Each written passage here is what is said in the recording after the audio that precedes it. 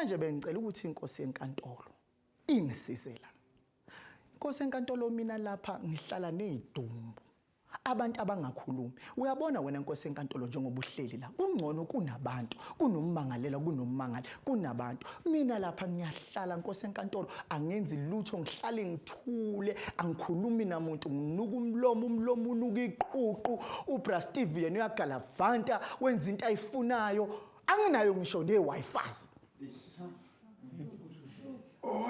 So, ngamanye amazwi ukhala ngokuthi musa emsebenzini uyabhoreka.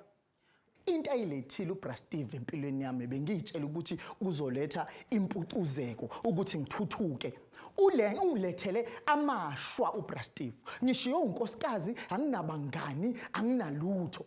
Ngani ngoba uBra Steve ufaka ichilo phakathi konxumalo kimi. Akekho umuntu ongifunayo inkosi enkantolo. Ngishilo ngathi kanxumala sihlangane nedumbu. Bengicela ukuthi inkosi enkantolo.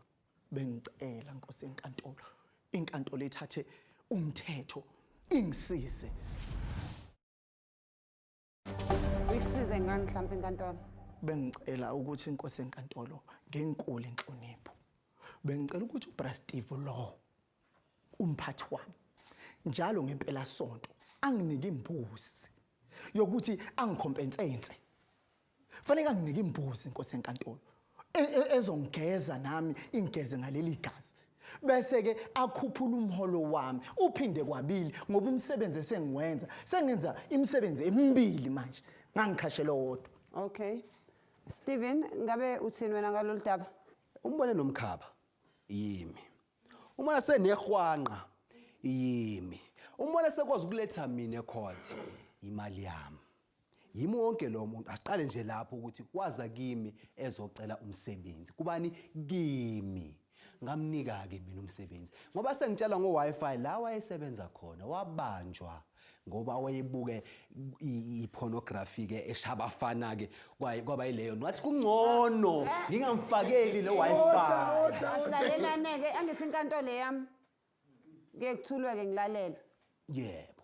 Angikho interested emsebenzini wakhe wangaphambilini. Mina into engifuna ukuyazi ukuthi emsebenzini lo awenzayo kuwena uyabhoreka noma akabhoreki? Uyabhoreka.